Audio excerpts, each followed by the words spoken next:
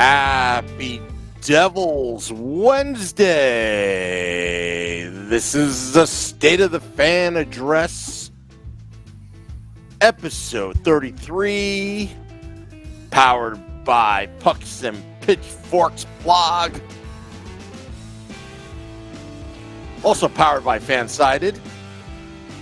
Are you sick of me yet? I am your host, Sam Wu, here with Nick Villano, the editor-in-chief of the Pucks and Pitchforks blog.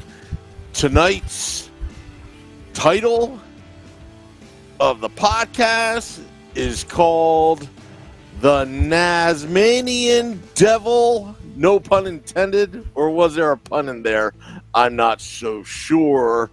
Welcome back to every Wednesday, 9 p.m. Eastern podcast on the Let's Go Devils podcast network, powered by Nova Product Design from Primetime Radio. Nick, there is a lot of stuff to discuss tonight on the big podcast. You're going to have to take it away because I don't even know where to start, and I'm going to be all over the place tonight. Yeah, I mean, obviously the big story from this week is that Miles Wood is on the trade block, right? Well, yeah. I mean, that is. Now, where did that rumor come from? Which? I'm 90% sure it was. I'm 90% sure it was Friedman. Okay, yeah, there's been so many Devils rumors this week that it is honestly hard to keep track of who's trading our players and when and how and why, but pretty sure that one started with Friedman. So, I mean, obviously we'll start with John Hynes. John Hynes is no longer the coach of the New Jersey Devils. He was fired in between a back-to-back, which I said was not going to happen, and then that Buffalo game happened where they allowed 7 goals and just didn't try. Like there's no. I hate to call people out when you don't know them and you don't know their heart and you don't know what happened, you don't know the situations. But I know for a fact that what I saw on whatever it was, what was it, Monday? Monday was the Buffalo game. What I saw on Monday was pathetic, and what I saw on Monday was just giving up. Whether that's giving up on the coach or giving up on just the team or giving up on the fans or whatever they did, they just they did not try as hard as they possibly could. And if they tell me that they did, I don't believe them, because that was just a pathetic performance, even beyond the 7 goals. I mean, they just, and a couple of them were fluky. There was one that went straight up in the air and it still landed in the net, and you kind of had to laugh at it at that point because I think that was the 5th goal. But when you do something that the New Jersey Devils have never done in their 39-year history, they've never allowed 5 goals in a period. You have to go back to Kansas City Scout and Colorado Rockies days to find a 5-goal period. So, or a 5-goal first period, a 5-0 period, I think is what it was, a 5-0 period. So it's kind of pathetic. And when I say kind of, I mean really. There's absolutely no reason for how they played. And Ray Shero was apparently very mad after the Rangers game. And they didn't play well in the Rangers game either. They had 8 power plays in the Rangers game and got shut out. In fact, the Rangers scored 2 goals when they were shorthanded, and the Devils scored none. So clearly something wasn't working. My surprise here, Sam, is that a lot of the national media has come out and backed John Hynes, even though everything about this situation should say that he should have been better. Ray Shero made a lot of big moves this offseason, and it's kind of funny. So I know I'm going a couple different directions, and I'll reel myself in. But I have to start with this. A lot of the national media is acting like this team was never going to be good and acting like this is not a good roster. There was never anything of worth on this roster. There was never anything You never fixed your goaltender situation. The defense is still crap. And da-da-da-da. And that's easy to say now that it came to fruition. But nobody was saying that. Nobody was. A lot of people had said the goaltending could be an issue, but it was always with a caveat: if it's figured itself out, if Corey Schneider is what we think he is, and if Mackenzie Blackwood could build off of last season, then they're a playoff team. That's what national media was saying.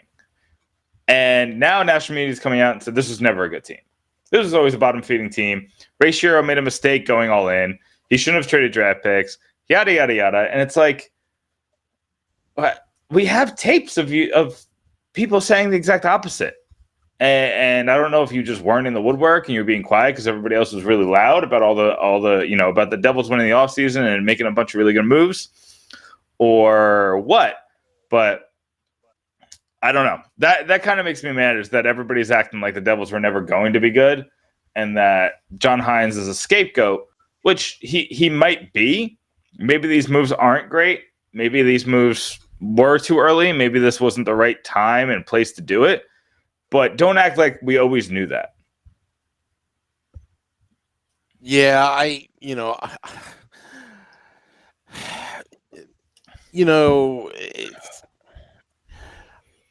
never liked the media to begin with, even though we're kind of a little bit the media. We're in it, but there's we're more on the social media side of things, more the digital side of things. There are times where I just wish that I would just start taping or start recording what people are saying, or put it, and take each article and just put it away. And then when that day comes, it's like, no, you were wrong. No, you didn't say that.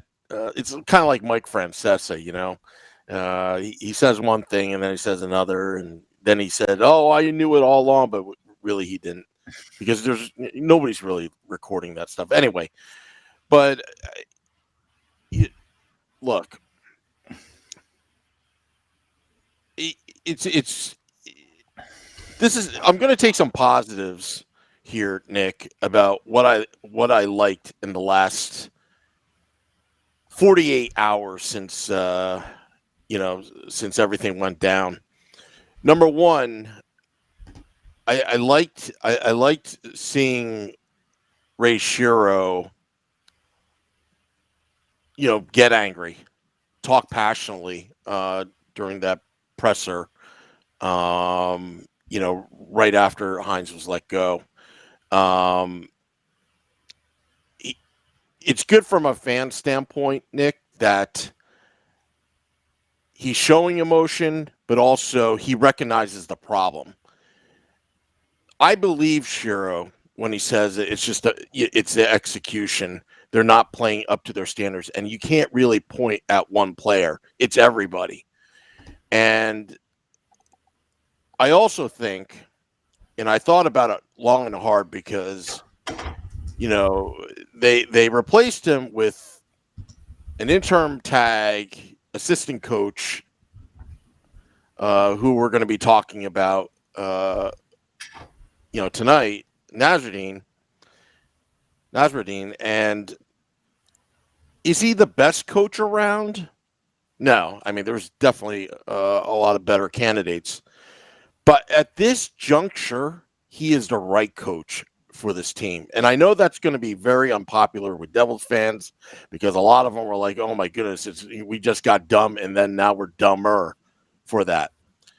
Seriously, if you think about it, if it's just a matter of execution, and if what Ray Shero is saying is correct, then let Nasreddine fix that problem, because that problem is easily correctable. Obviously, this team on paper has a lot of talent. Why they haven't gelled? Why are they performing so badly?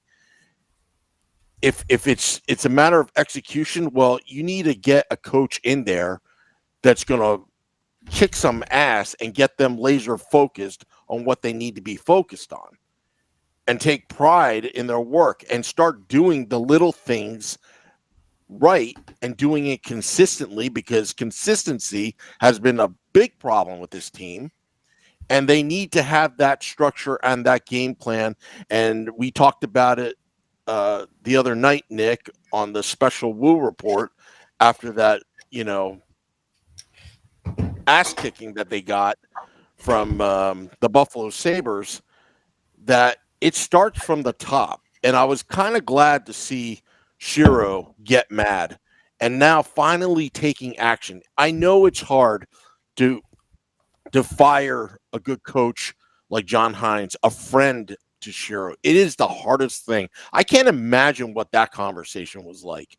And then, you got the personal aspect, the human aspect of Hynes and his family dedicating their time, to the state and putting their heart and passion to it. No question, John Hynes worked his butt off. But at the end of the day, it's a business and it's about results. And Ray Shero made that tough decision.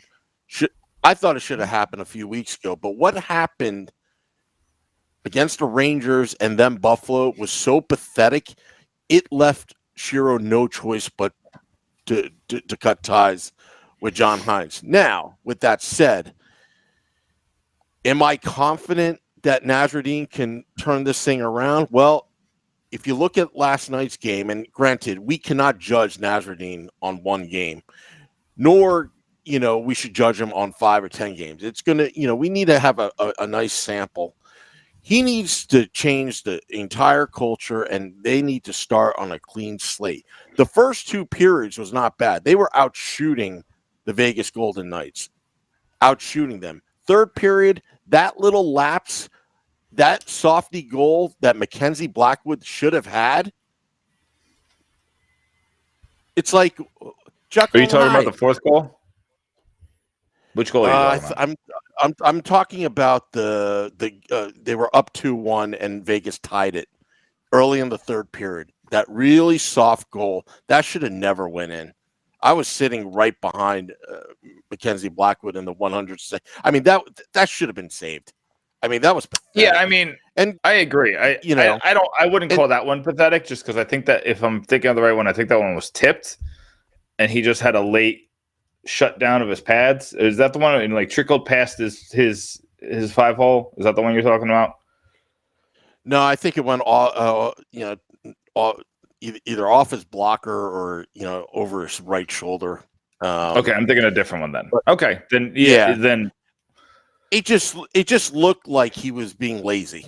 Okay, let's just be honest. He should have had that one. And I love Mackenzie Blackwood, and I rarely criticize him, but he should have had that one, especially with a goalie his size, right? If you want to be an elite goaltender, you need to make those saves.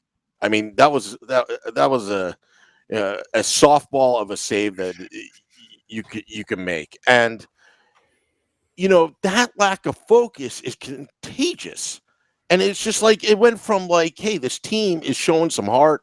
You could tell that they probably have something to prove, and then you get that, and then suddenly the game is starting to get out of hand, right? And then, but here's a positive.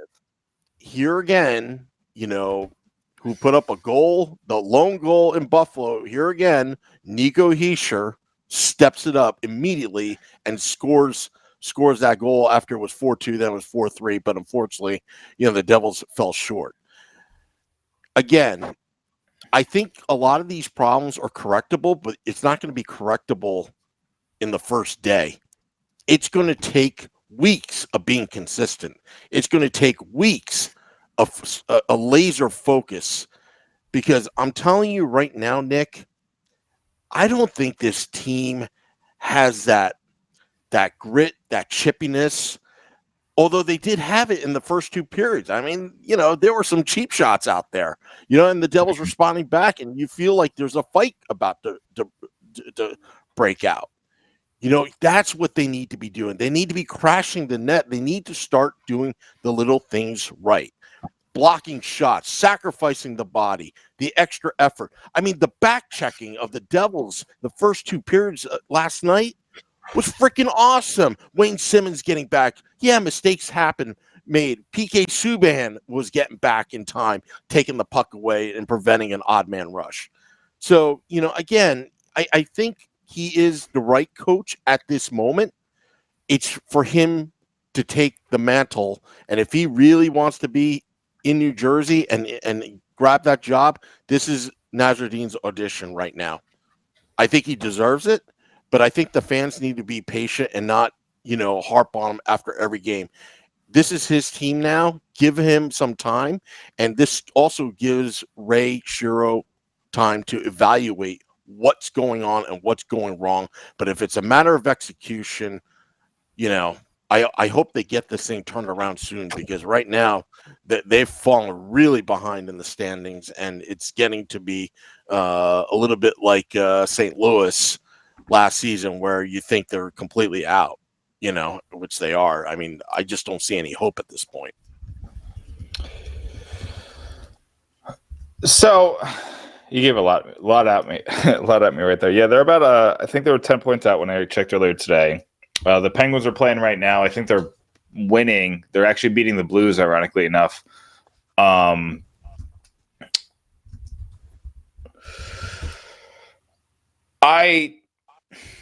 I'm going to talk about Nas first, because I wrote about Nas today.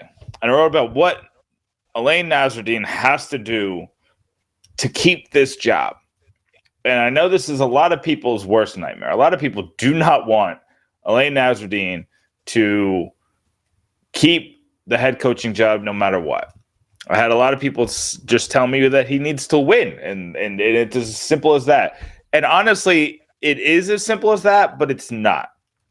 Because you say it's as simple as winning, but the things they're doing right now aren't conceding to winning. So he has to change a lot to turn this roster into a winning roster. And this roster is not going to get better. This roster is going to get worse. You're going to lose a Taylor Hall. It sounds like you're going to lose a Miles Wood.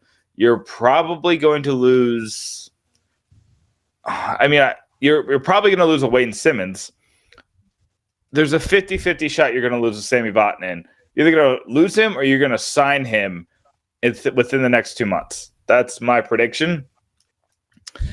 And you probably lose it. You might lose an Andy Green. There's a lot of situations at hand. So he has to do Yemen's work. Like, he has to do.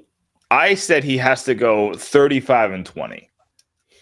With loser points, it's probably 33-20-4. So 13 games over hockey 500. It doesn't seem that hard. So what that would give the Devils on the season, the Devils have 22 points right now. I got to double check this. But basically 70 more points would give the Devils 70 more points would give the Devils 92 points in the year. That's not going to make the playoffs, but that's going to make you a competitive team, and that's going to fight for something. But think about that, Sam. The Devils need to go 35-20 to get just enough points to be right outside the playoffs. To get into the playoffs, they probably have to go 37-13-3. Something like that. That's what they have to do to make the playoffs, Sam. Just think about those numbers. They need to win 37 out of the next 55 games. A team that won 9 out of their first 27. They now have to win 37 out of 55. Is it impossible for this team? I mean, if Mackenzie Blackwood plays like he did yesterday, it's impossible. If Mackenzie Blackwood plays like he played last year, it's impossible. Mackenzie Blackwood has to pull a Jordan Binnington type run where he's saving .930 for at least 2 months straight. And he has to win these games on his back. And the Devils have to find somebody to play with Subban. Because if Subban cheats, the guy next to him is usually also cheating. And that's where these breakaways happen. And Subban takes the brunt of the blame, which I don't think is fair. I think Subban's actually having an average Subban season. He's not peak Subban by any means, but he's exactly average to my expectations of what he would do. He's been shooting the puck. He's often the only man back on a 2-on-1, which is something I thought was going to happen to him a lot. And he's broken up more 2-on-1s than I can count, and he plays them really well. And, I did expect a lot more of him offensively. I did expect a little bit more from him as far as carrying that first line. But I think if you just stick with him and Vatanen on that first line, but then you have a major problem because Butcher has been a defensive liability at times, and Damon Severson has been the biggest liability on this team at sometimes, not named Matt Tennyson. I think you need to just play Mirko Mueller until Carrick comes back. Hope Carrick can bring you some stability on that last line. Maybe then you put Butcher with Carrick, and you put Severson on a line with Green, and I think that will give you some more stability in the defense. Green can make up for some of Severson's mistakes, and Severson can make up for Green's lack of offensive ability. There's a lot that needs to be done with this team. There's a lot that Nasreddine can do with this team. But for him to stick around, he's got to win at least 35 games. That means he only has 20 losses in him for the rest of the season. And it's December 3rd or 4th, December 4th. Well, if he does win 37 games, I think he deserves to stay, wouldn't you? So here's why I don't. It's not a deserving thing. So let me ask you this. If the Devils win 37 games, do you think Taylor Hall would stick?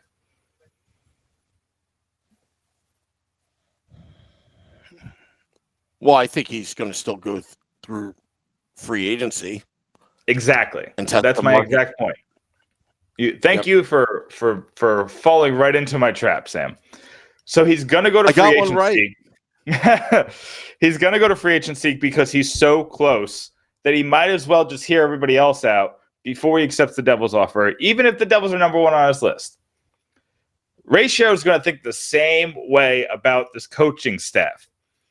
He is so close to being able to pick whoever he wants in the world, literally the world, whoever he wants that's not currently on an NHL team. And if he wants somebody on an NHL team, he just has to give up a pick for him. Anybody. Or he could settle for Alain Nasreddine before he talks to these anybodies. Now, he still has a shot to make Nasreddine the coach, but he can just see what else is out there. I don't think that Nasreddine is going to lock up this position until after the season, if at all. Yeah. You know what, to tell you the truth, at this stage right now, I think we talked about Miles Wood. I think everybody's on the block. I mean, Shero's going to be reevaluating everything, and I'm sure the higher ups are going to be evaluating Ray Shero. But from what I heard, he got a pretty long extension, right? So, yeah, I mean, that's what I was hearing too. I don't think that Shero's going to go for. I mean, I'm sure the owners are already mad that they have to pay a sunk cost that is Hynes. Nobody's been able to give me a straight answer about how long his contract is. I think very few people know. And that tells me that I think it's longer than we thought it might have been. I thought it was only 2 years. I thought he gave him a this year and next year extension. I thought that was the multi-year that they were talking about. But maybe it might be more. So I don't know. Either way, Harris and Blitzer are paying a sunk cost, and they can't be happy with it. I don't see them paying for a coach this season because of that sunk cost. So I don't see anybody coming in before April. I think they're just going to stick with Nasreddine. I think they're just going to let it ride. So those people thinking like, we're going to get Scott Stevens to leave NHL Network. I think that was partially my fault because NHL Network put out a video showing Scott Stevens analyzing the Devils, and I literally wrote, "I just went to church" or something like that. It was like it was the gospel what he told us, and he just pointed out everything we were doing wrong, the mistakes in decision making, and the funny thing about it is I think he was doing it to have Hynes' back, saying that the players weren't doing what they were supposed to do. Like, these are fundamental things. Like, instead of going forward, they were looking back. But based on the power play strategy that the Devils have, I wouldn't be surprised if that was also the Devils' strategy, was to, if you don't see a play forward, push it back. But that's the wrong strategy. I hate that strategy. You're going the wrong way. And that's how I hate that too. That's how these teams are able to come put pressure, put the forecheck on you, and make plays, is because you're giving them more space and you're getting them closer to their destination and getting farther away from yours. Get to your destination. Yeah, I've always hated that. But if Scott Stevens is breaking down the analysis, I didn't see the video, Nick, so I'm just going by what you're saying. And he's talking about fundamentals and this and that. Well, wasn't that the same problem with John McLean years back? Where when Jacques Lemaire came in, I remember, watching or reading some of the articles and watching him, listening to him talk, that even that team didn't have the fundamentals right, to the point where they didn't even know how to hold the stick doing some of the drills, the passing drills, some of the fundamental, like real basic stuff that Lemaire was alluding to. So, again, if the Devils have to get back to basics, now is the time. Just figure it out. But, again, if Scott Stevens is also saying that the players aren't where they're supposed to be and this and that, and Shiro's saying the same thing, again, it goes back to the execution. The talent is there, obviously. It's just, I think right now, can Nasreddine get them to focus and get them to start, maybe simplify the game a little bit. Start there, work on one thing and then start building it back. Because right now, if the fundamentals are not there, it doesn't matter how great of a coach you have and this and that. I think this is a talented team, but it's right now not very good because they're not doing what they're supposed to be doing. Yeah, I mean, it's clearly that fundamentals are the biggest problem with this team, which is why I get really annoyed when I hear national media say this is never a good team. This is a good team. This is a team that goes out to these big leads and then plays stupid hockey and gives up big leads. You have to be talented to get the lead in the first place. You have to be bad at fundamentals and have a bad system in place to continue to give up these leads. And you have to have a bad, I don't know if it's attitude is the right word, or mentality, or what I'm going to use to describe it, but clearly there's something missing. There's something missing that you go to a 4-0 lead on opening night and give it up. There's something missing that you have third period leads in, how many is it, 80% of your games? And you're a 9-win team in December? There's something besides talent wrong with this team. And it's mostly fundamentals. It's mostly bad decision-making. It's mostly, and this is what makes me mad. Because when we got Jack Hughes and when we got Nikita Gusev, I said, these are great moves because these are smart hockey players. These are players that make the right decision and the right pass in the ice. And then they came here and they're playing like dummies. Not too much Hughes, but Gusev for the first month was just making really bad decisions. And we have a lot of players like that. Who at one point I thought, Zacha is a player who usually plays really smart out there, and this year he's making the wrong decision over and over again. He's making the decision that I'm looking at the ice, and it's different looking at it from our perspective. I get that than right there, but over and over again, I'm like, pass there, pass pass and he passes the opposite direction and it gets tipped or it gets stolen. Miles Wood is a guy who's boom or bust. He's a player that's what he is. And I actually think that he has a really good place in this team if we could figure it out. But then there's guys like Jesper Bratt. Jesper Bratt is the guy who in his first season here figured out the NHL faster than any guy on the team. He figured out faster than Nico, figured out faster than when Hall was in his first year in the NHL. He figured it out faster than a lot of players I've ever seen. And then he just hit a rookie wall, which happens. But since then, he's regressed. And just his decision-making is not where it needs to be. I mean, just the other night, I think this was the Buffalo game, he had a 2-on-1 with Taylor Hall when the game wasn't completely and utterly pointless. And Taylor Hall passed it to him with half the net wide open. And he passed it back to Taylor Hall, who was going behind the net. And Taylor Hall was like, I don't know what to do with this now. We had a wide open 2-on-1. I gave you the puck. I gave you a wide open chance. And you passed it back to me. Like, it's tentative.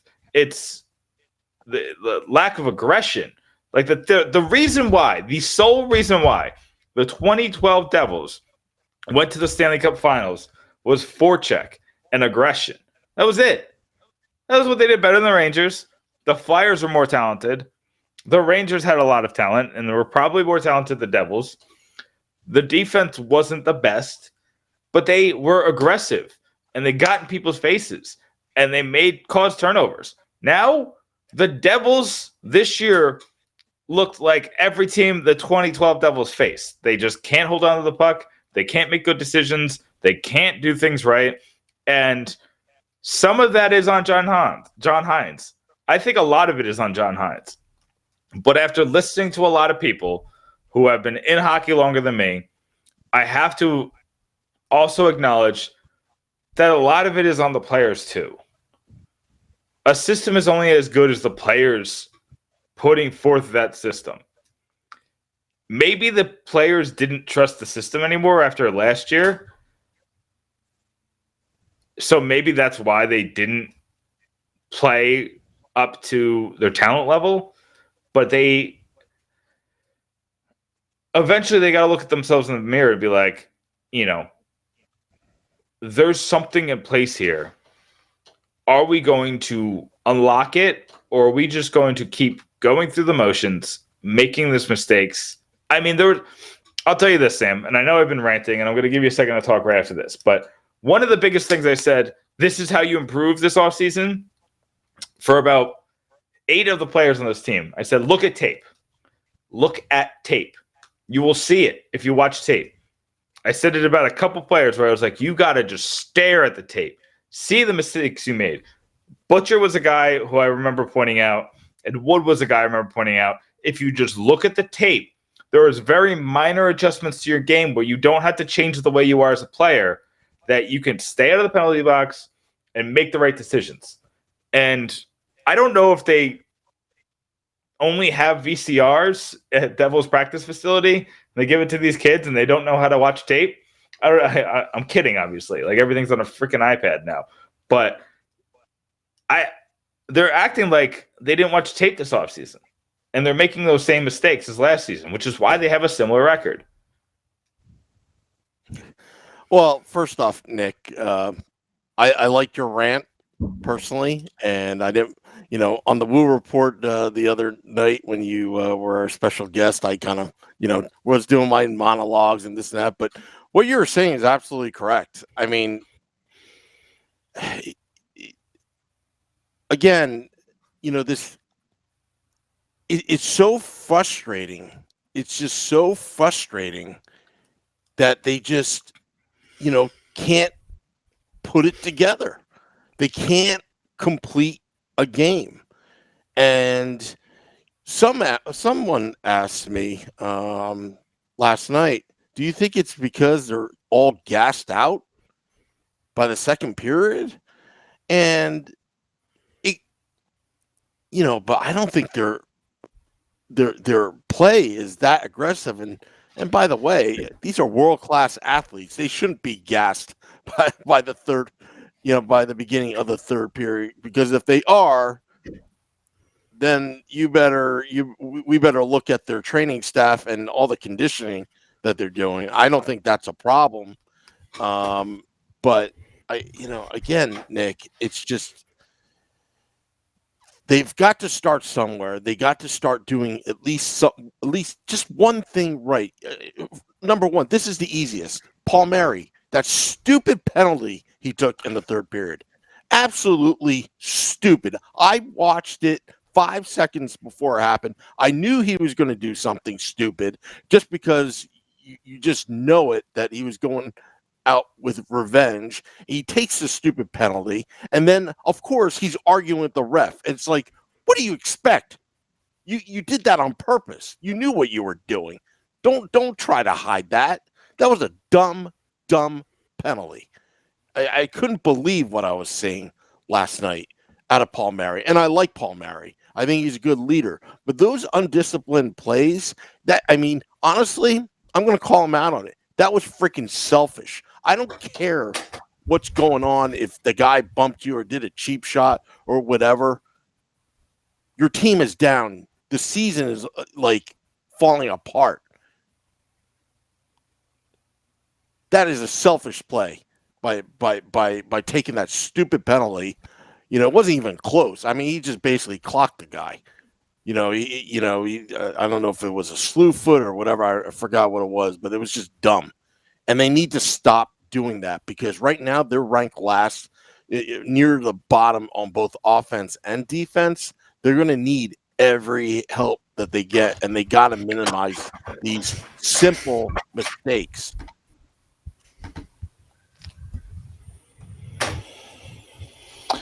Yeah, I mean, these simple mistakes are what's killing them this year, and that's absolutely nobody can look.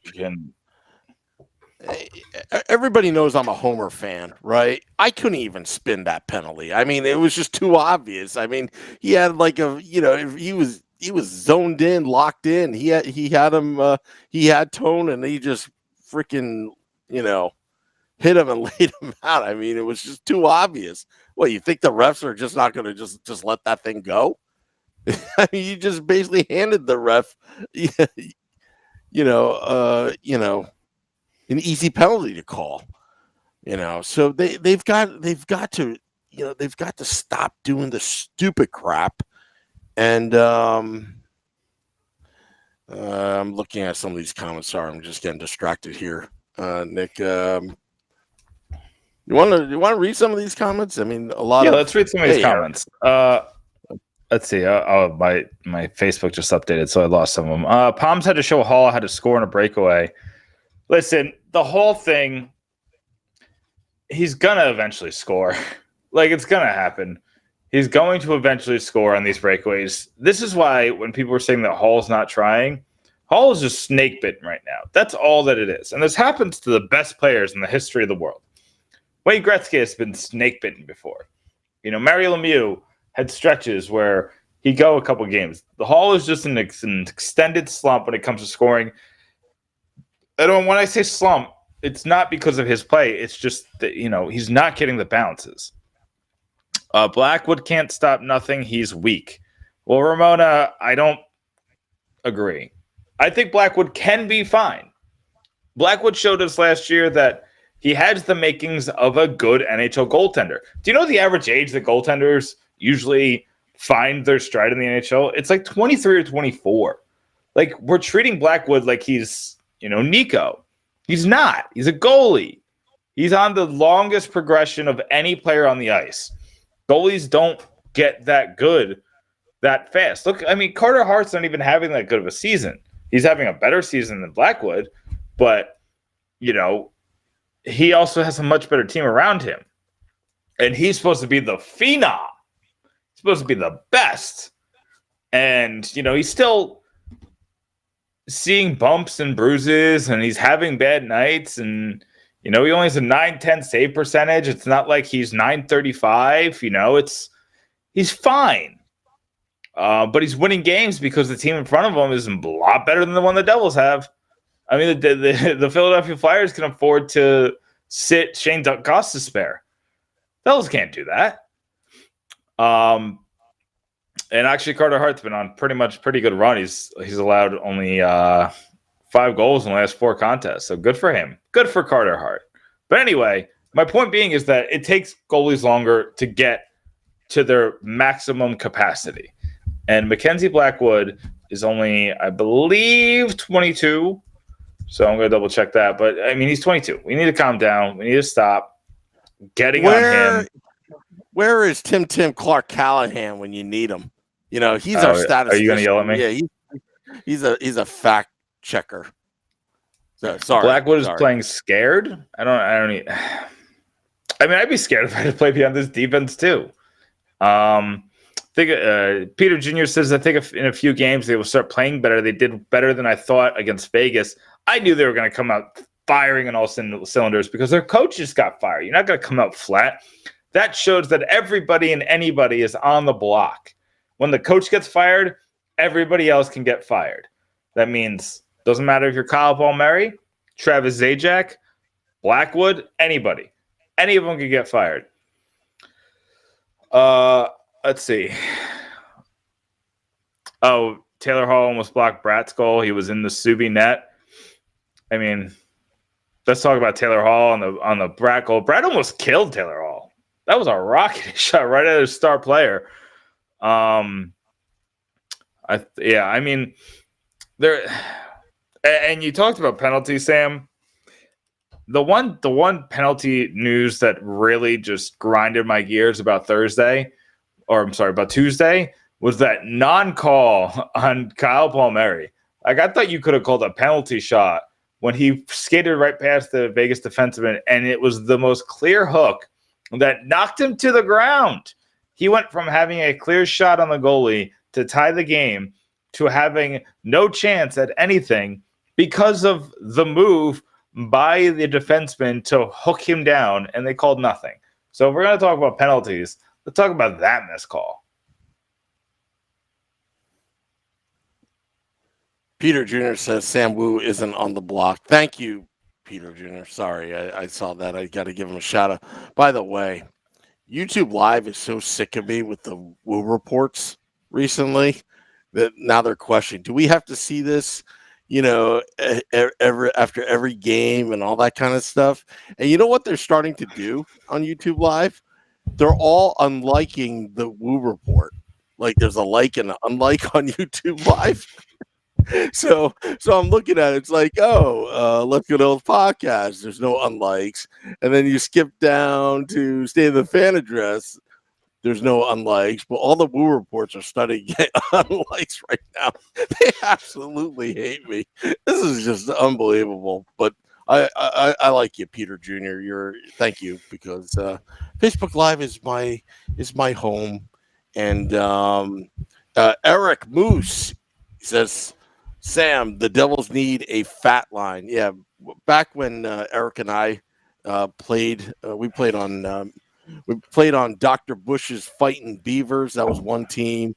There was a team called Gargamel, and then there was another team, Stars. From the Smurfs? Yeah, Gargamel. It's an inside joke. I'll tell you off air. It's actually kind of funny. Yeah. Yeah, some people thought that there was a little catfish there, but you know, I don't want to say it on air in case that person is watching. But yeah, but I was part of the fat line back in the day because we were the heaviest guys on the team, and you know, that's what we called ourselves. Anyway, so but you know, granted, Jack Hughes, he's been out. It kind of, you know, I don't know.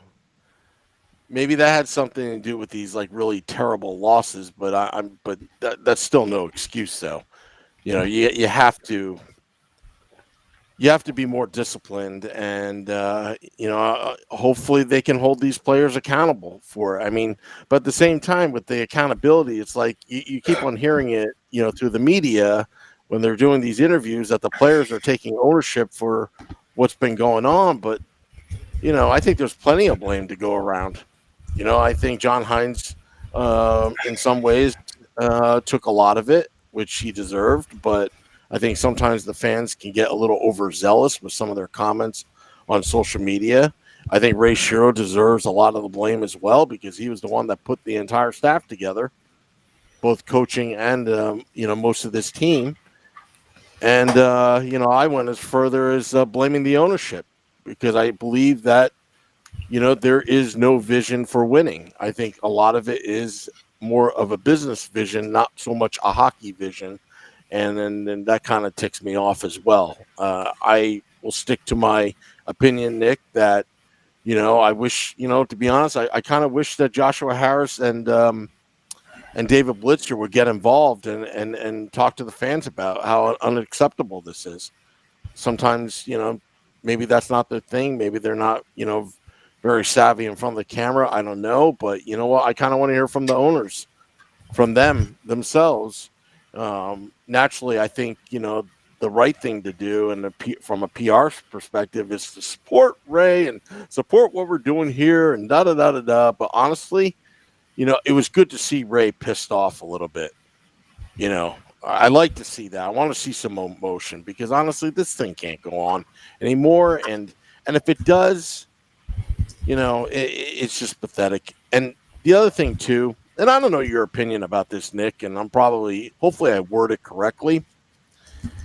You see on social media, and I'm not going to name names. It's not one person. It's just more of a generalization. But I've been seeing on social media about, well, I'm going to support the team no matter what happens, this and that, and da-da-da. I will always be a Devils fan.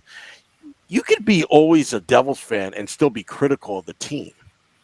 I never got this mentality where I will support the team no matter what, thick and thin, da-da-da-da-da. But you should be able to at least criticize about the team, what's going on.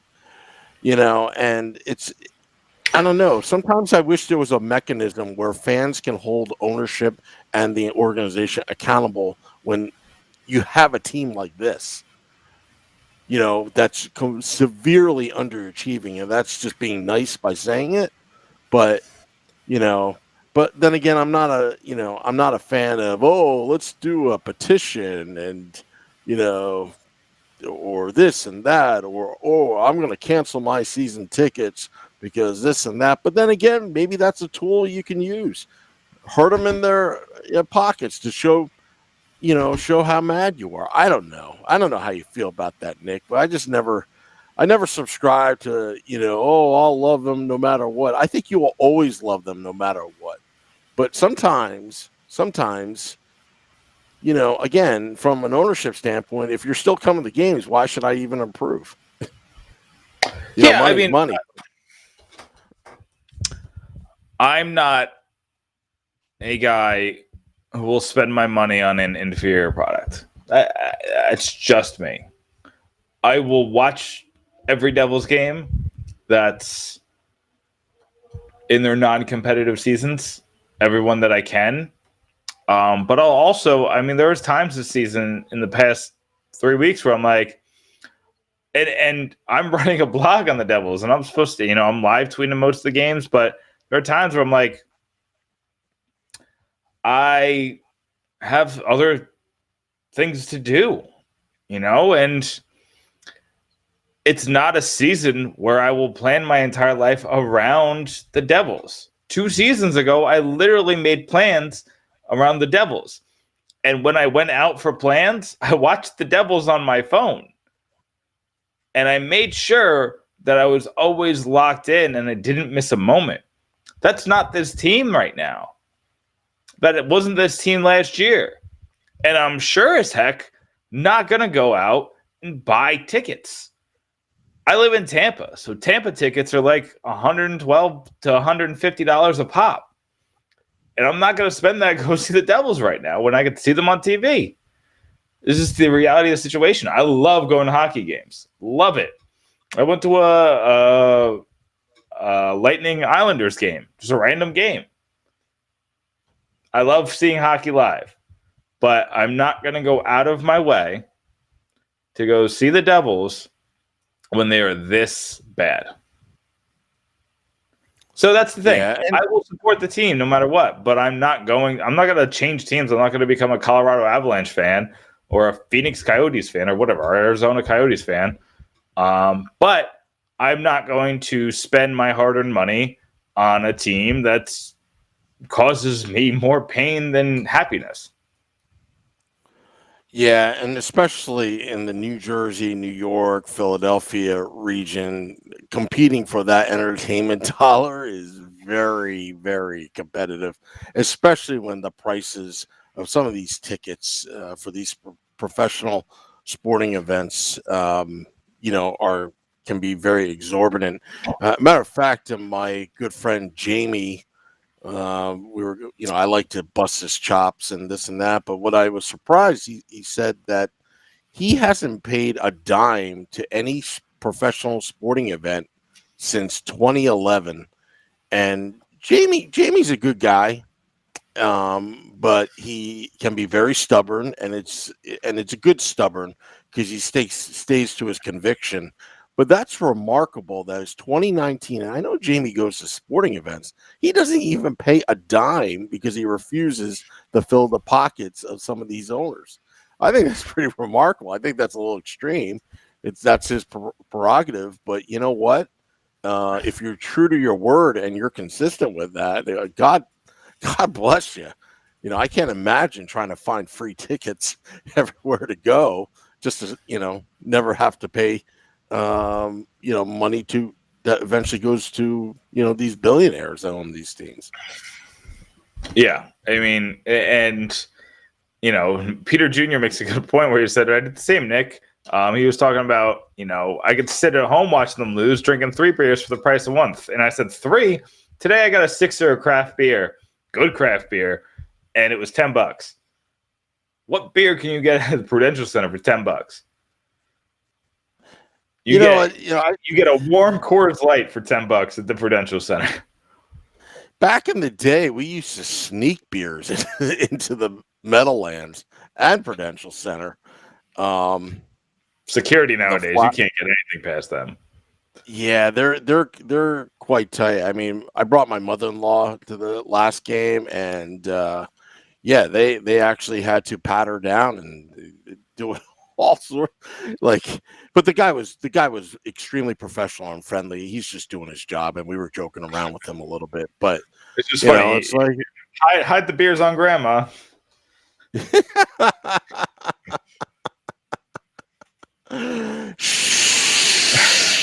Don't let Jake Reynolds and Hugh Weber know about that. But yeah, I tried, believe it or not, to actually sneak in a grill into the building, and at the last second I chickened out because when they it was a few years ago when they brought Taylor ham, and again, I'm not getting into the Taylor ham pork roll controversy, but when they brought Taylor ham, all right, fine, I'll say pork roll just because I'm being nice today. When they brought that to the Prudential Center, I'm like, where's the egg? And they're like, no, it just comes in a sandwich. And I'm like, oh, you need to have an egg, I mean, yeah, it tastes fine with that, but I want a breakfast sandwich, at the salt, game. Pepper, ketchup. And what are you doing?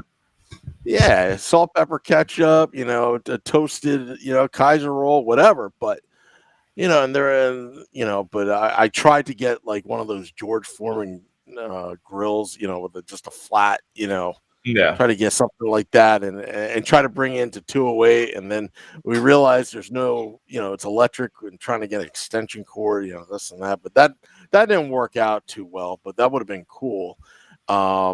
The one thing we tried to do one time years ago, I have a friend that was, he was in a wheelchair, permanently disabled, and he wanted us to do it. But what we wanted to do is maybe have a couple hot air balloons fly around. This is before drones, right? And the only thing we can think of is, helium. Well, how can we sneak helium into the Prudential Center or the Meadowlands? And we thought maybe we could fill the tires of, of his wheelchair with helium, and then take that, siphon it out, and get these balloons, because we wanted to have like these hot air balloons go around the arena that just was carrying a sign that said "Rangers suck." During the game, but that was an absolute disaster. So what we did was we went after. We bought a ton of beach balls and just wrote Rangers suck on it. And before the game, we would just launch it. I think there was one time, I think, this is before, a long time ago, that we told everybody in the parking lot, next game, get it beach balls. I think we had like 500 beach balls in one game. And then I have video of it. I think it's dating back to 2005. 2006. Anyway, sorry, we're going off a tangent right now. Do you think I should get Charlie to play the game? Yeah, it's time for the sketch. Yeah. Sorry, Nick, but why don't you text me his number? But while you're texting his number, I got a plug. This Saturday, December 7th, we're going to be at Tavern on the Rocks. We have 2 Stanley Cup champions, multiple Stanley Cup champions, Grant Marshall and Colin White. The hashtag We Are the Fun tour continues. Autographs, live podcasts, meet and greet, giveaways, and more. Again, we don't charge at the door. There's no cover fee. We don't believe in it. It's going to be cool. It's on 9 Wall Street in beautiful Rockaway, New Jersey, in the heart of downtown Rockaway, New Jersey. Oh, it's just beautiful there. And Tavern on the Rocks, Jeff, Beer Baron's father-in-law, will be there. He's going to be bartending. He loves us. We love Jeff. Come see us December 7th. And all right, Nick, well, maybe you can chat with our social media crowd, people that are joining in, and you're on your way. Yeah, so just going through some of these comments, the spiked Arnold Palmer is yummy. John B. I love a spiked Arnold Palmer, but again, I can make that at home for about 87 cents. You go out to the Devils game, that thing's going to cost you a good $13. Let's see, what else we got? You guys got to give me more comments, guys. Come on, Guy Boucher from John B. You want Guy Boucher? Do you really want Guy Boucher as the coach here? Is that really? Is that really where we're at? That we're clamoring for Guy? I have to think we have higher hopes for this. I'm going to do a couple pieces over the next week. I'm going to give you 5 college coaches to look at, 5 assistant coaches to look at, and then 5 other coaches to look at. And that's going to give us a good pool of 15 coaches, coaching possibilities from around the world. And I think I don't want to get caught on the Guy Bouchers of the world. I really just don't. I feel like he's like a 3-year answer, and I don't think that Ray Shero is going for a 3-year answer. A guy here, there's 2 names that make a lot of sense to me. 2 names that are current head coaches in the NHL that make a ton of sense for me. One is John Cooper. If John Cooper gets fired from the Tampa Bay Lightning, they need to swallow him up immediately. Give him whatever he wants, whatever money he wants, whatever he wants with the team. John Cooper is a coach you need to sign right now. I think the Devils would have a chance to get John Cooper because Cooper, I mean, just look down the middle. You got Nico and you got Hughes, and you could build around that. You got Gusev, you got Palmieri, you got Boquist, you got Ty Smith coming, you got something in Blackwood. I don't know what that is yet, and then the other guy, Sam, you got here quick, so I'll be quick. The other guy that intrigues me, not as much as John Cooper, but the other guy that intrigues me is Jeff Blashill. He's getting fired this year. He didn't do a great job with Detroit, but did they really ever have anything there for him? Mac Babcock left him just a crater. Pavel Datsyuk went to Russia, and they traded his contract to Arizona. He just kind of, Babcock left at the right time, and Blashill just never really had a chance. What do you think, Sam? What do you think of Blashill and John Cooper? I like John Cooper. Guy Boucher, you know what? He's not a bad candidate either. Oh, God, please no.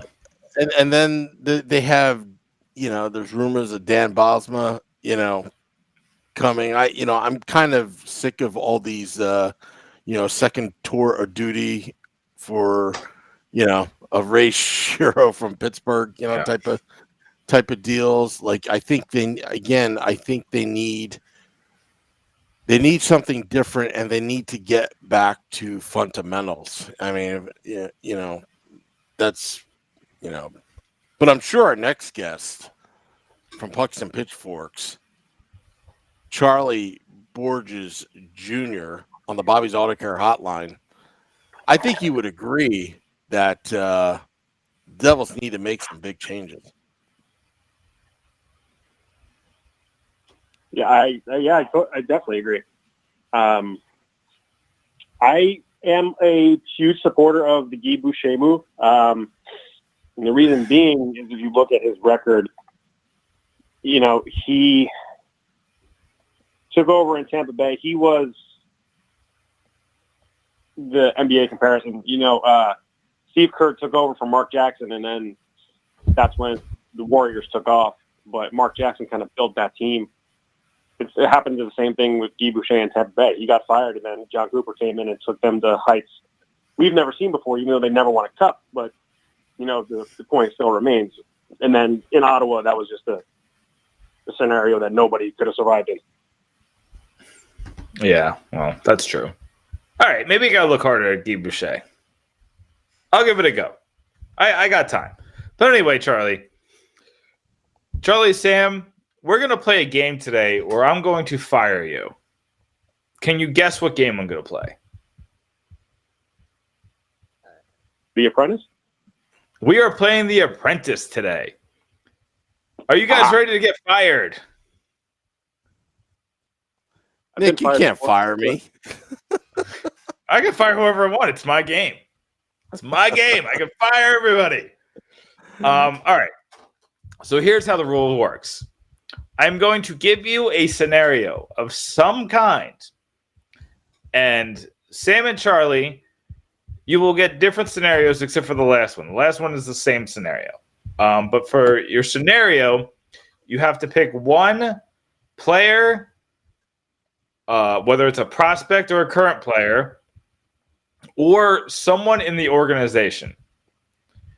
And once you pick that person, they are no longer applicable to be picked by either player of the game.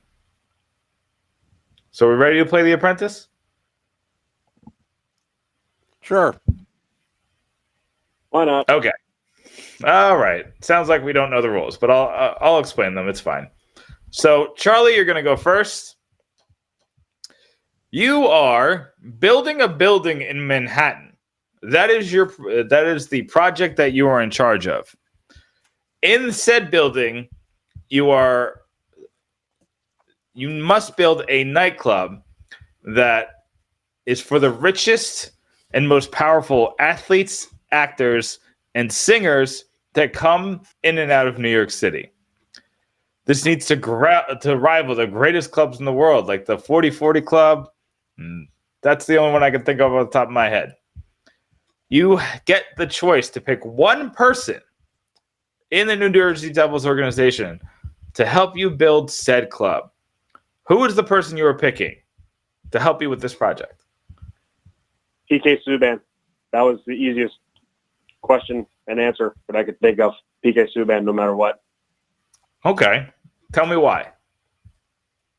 Just look at his styles. I mean, look how he met Lindsey Vonn. It was at the ESPYs Award where you have the biggest personalities in sports, and then sometimes it's kind of a crossover between Hollywood and sports. It's the one night where those two things come together, and PK Subban was all over it. That's, I mean, like I said before, that's where he met his wife, or his soon-to-be wife, and Lizzie. So he knows everybody. He's the cover boy for NHL 19, and he's been in the commercials. And he passed the baton off to Austin Matthews. He's in the limelight. People that don't watch hockey are getting into hockey because of PK Subban, and he's kind of trickling into that atmosphere. So I'm going with PK Subban. Plus, his style alone kind of attracts a lot of people. All right, Sam, that's going to be a hard one for you to top. Now, Sam, your task is you are in charge. You have purchased a bowling alley, but this is a struggling bowling alley that's had trouble coming into the 21st century. You have to pick one member of the Devils to help you turn this luxurious bowling alley into something the kids want to go to. Sam, who are you bringing on to help you with this?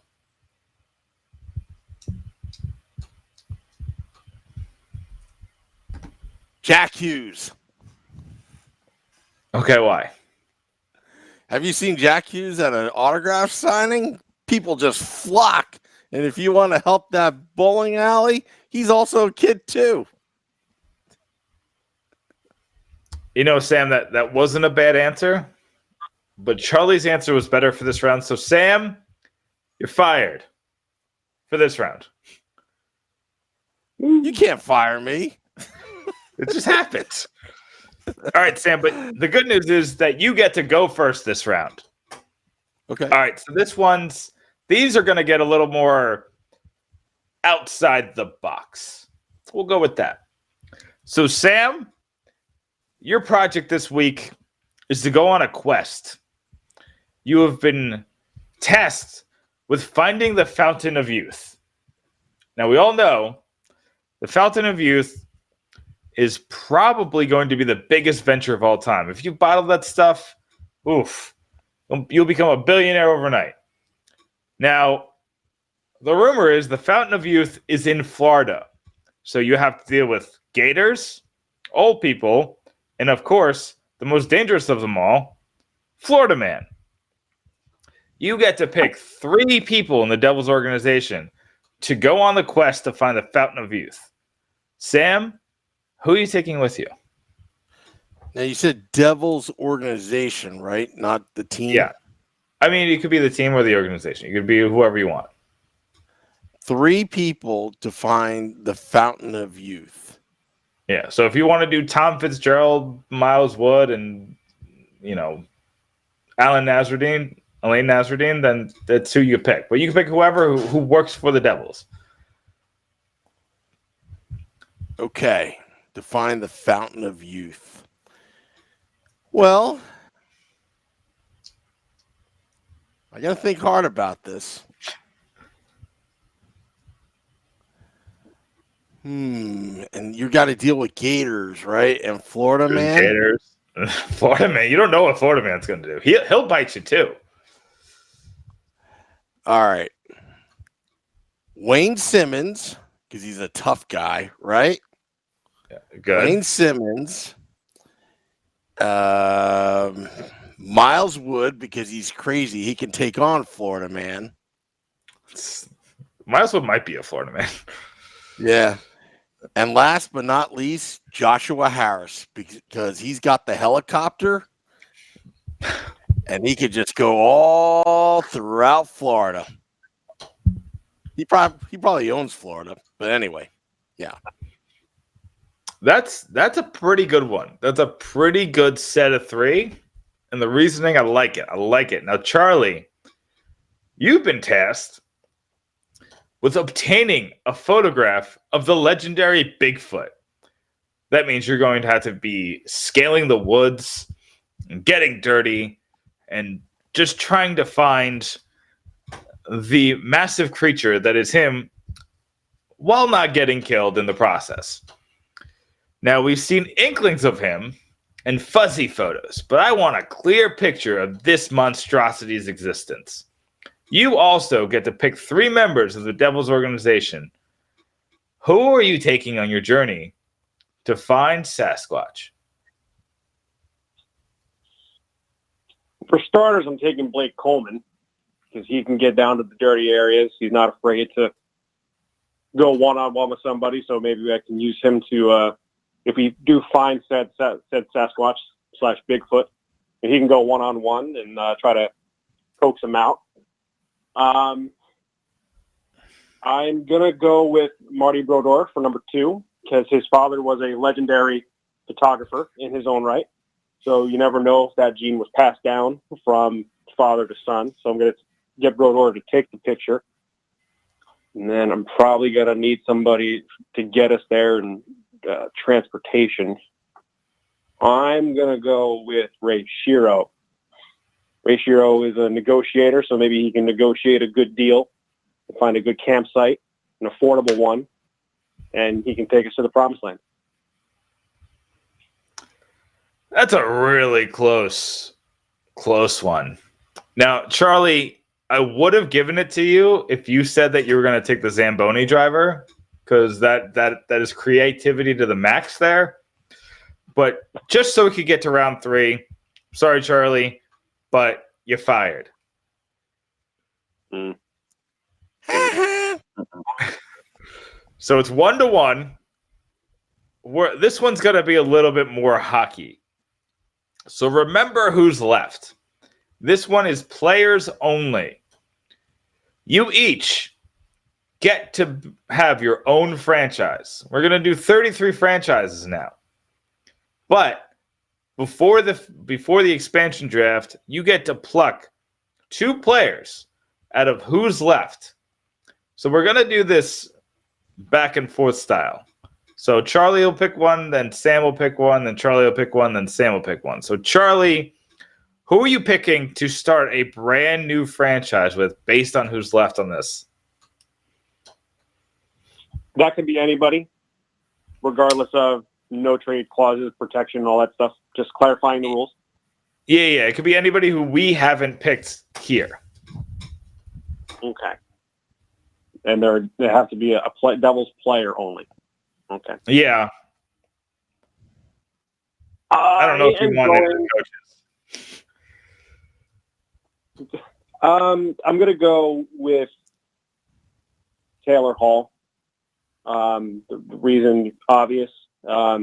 He needs a change of scenery, so a change of scenery to a place where he can be the number 1 guy and kind of flourish in a new system. We've seen him produce before, and he'll produce again.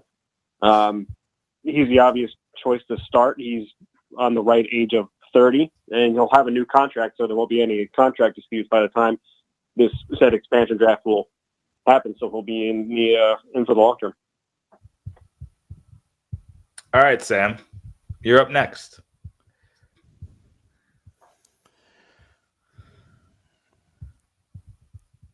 Since I like him right now and his stock is high on the Woo report, Nico Hischier. Okay. He is he's been really playing well, in my opinion, despite all the losing, and a 33rd team wouldn't want a young leader like Nico. He's committed. And I think that you're not going to have any headaches with Nico, whether he stays or not, because he already signed that long-term contract. You've locked him down for a very long time, right from the get-go, and you can build a team around him, just like the Devils tried to do in 2017. Is build around him through the draft. Right. I love both of those answers. So I think you guys are tied. So this, for all of the marbles, this is who gets to continue to work for this fake game and who does not. So Charlie, who is your final choice? You have Taylor Hall on the roster. Who are you going to pick to come with him to Zimbabwe for the next NHL expansion draft? I'm going to go with defenseman Sammy Vatanen. The reason being is because he's kind of coming to his own lately. We've seen a little bit more of the flashiness. He seems more comfortable, and if he knows that he's going to be in a situation for the long term, because he will get a big contract after this year, and with an expansion team, you're going to have the cap space to give him a big contract, and he's comfortable. He knows he's going to be here. We're going to see more of that flashiness. We're going to see more of him being comfortable and more of that production on both sides of the ice. So having Hall and Vatanen have a 1 forward, 1 defenseman is going to be good building blocks to start off. I'm intrigued. Sam?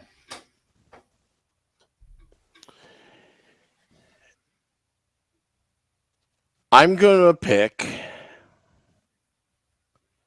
Pickles. Blake Coleman. Oh, I we think already Blake picked Coleman. No. Oh, you Blake did? Coleman's off the board. Is he Yeah. off? He's off the board. Oh. He was my guy that fought Sasquatch. Oh, that's right. Crap. Thanks a lot, Charlie Borges Jr. But you know who I'm going to pick now? I don't. That's why I asked you. Yeah, I know. And now I'm screwed because I wanted Pickles. I'm going to pick Kyle Palmieri. Okay. Reason why? Him and Nico have great chemistry together. Palmieri is a leader. I like what he does with his charity work with the military ball every year. Yes, he took a stupid penalty the other night, but he's a stand-up guy. He works hard. And Nico has his sidekick. And the first line is going to be pretty kick-ass in Zimbabwe. Oh no, your franchise is in Sydney, Australia. Oh, okay. You get your own Sorry. franchise. Oh, okay. We're just gonna add some mileage to this NHL schedule. Okay.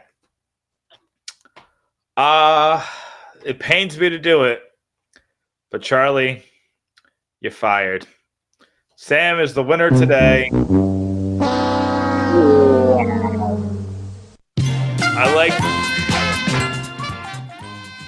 I like to build my teams down the middle. I thought Sammy was an intriguing pick based on who was left. But the other thing is that the Taylor Hall you get is the one under contract now. And that contract does end at the end of the season. So it feels like it was a little bit of a trick, but I just like the Nico pick a lot. I was set up. And that's okay. And that, you know what, sometimes the state of the fan adjust game, sometimes, just like in hockey, we pick the winner ahead of time. What are you talking about? I won fair and square. So, Charlie, we are running out of time, but tell me quickly what you thought about the John Hynes firing and everything that's happened after that.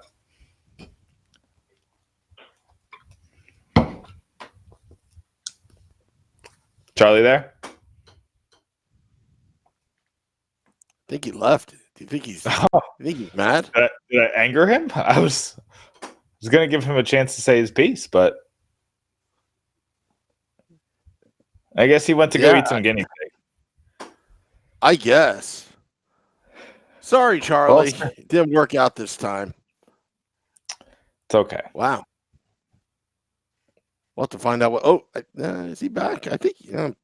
I see level. I have no idea. Is he back? Hello? Charlie, are you back? Hello? Yeah, Charlie. Where'd you go? I guess. Sorry, Charlie. Didn't work out this time. He's listening in. You know what? He deserved to lose. He can't. He's listening. He's listening while. It's fine. It's fine. He deserved to lose. You know where? Anyway. You know, Sam. You know where you could get Charlie's thoughts on the John Hynes firing? When he writes his article on the John Hynes firing, which is coming in the next couple of days, you could read it on pucksandpitchforks.com. puckandpitchforks.com. That's where you can read Charlie's thoughts on the John Hynes firing. You got my thoughts for free here. You can't get everybody's thoughts for free here. You got Sam's thoughts for free here. You gotta pay for it with them clicks on the Pucks and Pitchforks blog. Them sweet clicks, Sam. Them sweet clicks. So are we plugging now to end the podcast? Yeah, I think we're at plugs. I think we've given enough opinions for one night. Yeah, especially the people YouTube Live, they hate seeing me twice in one day, right?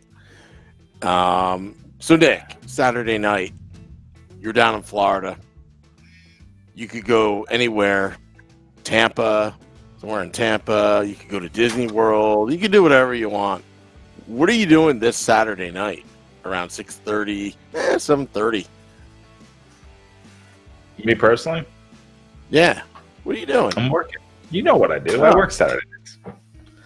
But if you were up in Jersey, would you go to the live pregame podcast and viewing party as the hashtag We Are the Fun Tour continues?